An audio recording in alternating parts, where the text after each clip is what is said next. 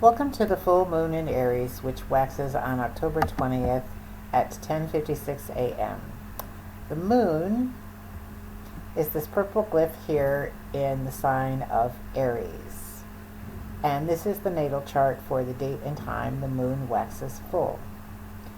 When the moon is full, we say it waxes, and when the moon is new, we say that it wanes. If this were a chart for a person, we would say their sun sign is in Libra with a Sagittarius rising, because the first house on the chart is the rising sign or ascendant sign, and it is just as telling about a person's personality as their sun sign. So you would typically consider the traits given by the sun sign, but also consider the traits of the rising sign, because those traits are often just as prominent in our outer personality. My sun sign is in Cancer, and I do have the moodiness and such, but my rising sign is in Capricorn, which makes me very rule-oriented, and that often overshadows my moodiness. However, if I see someone breaking the rules, then my moodiness kicks in. Also included in the first house is the planet Venus here. Venus in Sagittarius gives for a love of all things plain and true with an innate sense of religious freedom. With first house energies, this makes for a good appearance because Venus likes all things beautiful and pleasing. The next house on the natal chart deals with money and possessions. This house has the sign of Capricorn at its head, making for a strong sense of responsibility, with Pluto and Saturn located inside it. Pluto in Capricorn lends for tremendous practical sense, which makes for good business sense. Saturn in the second house, but Saturn also falls in Aquarius rather than in Capricorn. Saturn is the planet of limitations and responsibility, and in Aquarius gives us a sense of frugality when it comes to money. Aquarius is the sign of friendship, but friends and money don't work together. Saturn in Aquarius may be a little too conservative. The third house rules communication and begins in the sign of Aquarius with the planet Jupiter, which is the planet of expansion. Jupiter is directly opposite in meaning in its effect to Saturn. Jupiter in Aquarius is a true progressive with third house energies. It's a born investigator and researcher. The person born under this chart would make for a great news investigator, but not someone that worked for mainstream media, because that would be a little too frustrating for them. It would be more someone that worked for a small network with a lot of integrity, like some of the truth busters that are gaining in popularity. The fourth house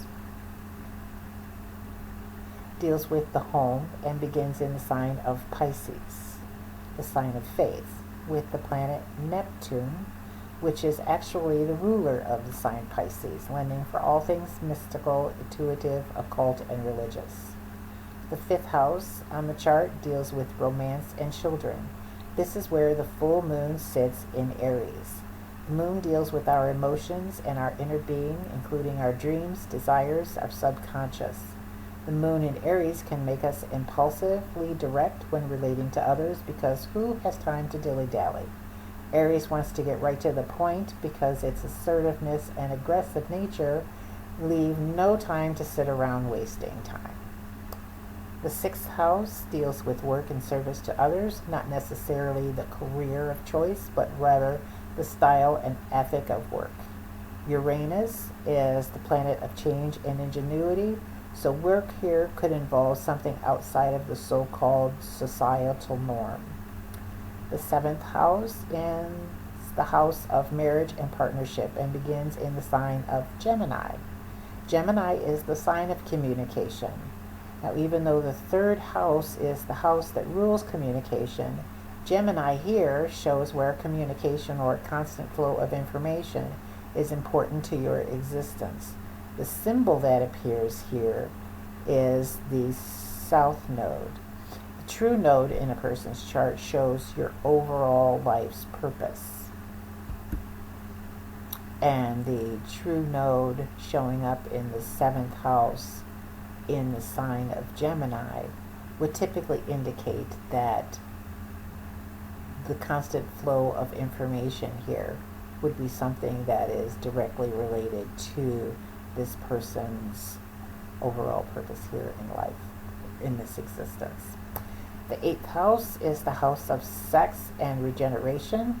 This house begins in the sign of Cancer, with no planets appearing in the house. Generally indicates the sign would describe how this area of life would best be described, as is the same with the 9th house, which begins in the sign of Leo. Cancer is typically known for great emotions, which this person would take into their sex life, or casual sex, for instance, would be out of the question because this person would tend to get attached very easily. Leo is known for its assertiveness and being the king of the jungle, with 9th house being the sign of spirituality and showing your relationship to God, the universe, or whatever that higher power is to you and how you would approach it. Leo sees spirituality as a natural process of life, so spirituality would be second nature here. The 10th house rules our career, which has the planet Mercury, the planet of intellect, perception, and reason, which would make for a meditative mind in business, able to reason out problems and find solutions. The 11th house is the house of friendship, hopes, and wishes, which has the aggressive Mars and the Sun, which rules our outer character and sense of identity in the sign of Libra. Libra has a calming effect on the general aggressive nature of Mars, and the Sun in Libra, whose keyword here is responsibility, seeing yourself in others, is peaceful and calm, which for the full moon is opposite what the moon is doing. The 12th house is generally seen as the house of our self-undoing or psychological problems and places of hidden enemies and restrictions. Things that show up here can be difficult to be objective about because we have to do some soul searching to determine its meaning. Notice that there are no planets here. However, the house begins in the sign of Scorpio. Scorpio is generally possessive and broody, but that's just a generalization. To get the full effect of how this energy would affect you or the person this chart would be dealing with, you would need to see how this chart compares with your overall own chart. The new moon is the time for new beginnings, and the full moon is typically the time for finishing cycles.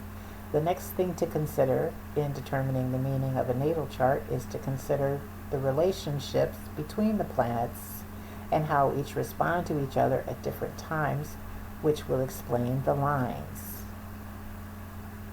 that go from one planetary glyph to another in different colors.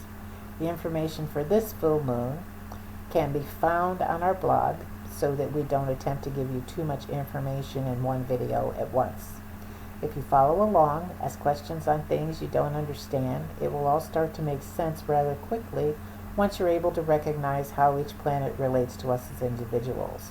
Then we can begin to get into predictive astrology, where we would compare your chart with the chart for any particular day and look at how the planet alignment on any one day can affect us. For anyone interested in obtaining a natal chart, please contact us on our blog for more information, and we wish you a blessed full moon.